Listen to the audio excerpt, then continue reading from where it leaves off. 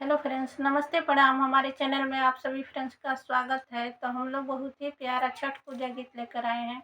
अगर अच्छा लगेगा तो लाइक शेयर सब्सक्राइब जरूर कीजिएगा और कमेंट बॉक्स में ज़रूर बताइएगा कि प्यारा सा छठ गीत आप लोगों को कैसा लगा। तो चलिए सुनाते हैं। जय माता छठ जी। मैया। छठी मैया सुतली पलंग पर, लौटा देली छिताराय, लौटा देली छिताराय। उनुकरा सेवका प्रभुआ सेवका, लौटा दिहले बाटर, लौटा दिहले बाटर। उनुकरा सेवका आयुष सेवका, लौटा दिहले बाटर, लौटा दिहले बाटर।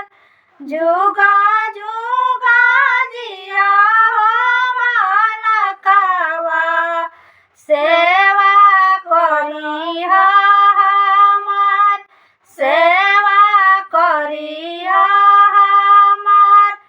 छठी मैया सुतली पलंग पर, लौटा देली छिताराय, लौटा देली छिताराय।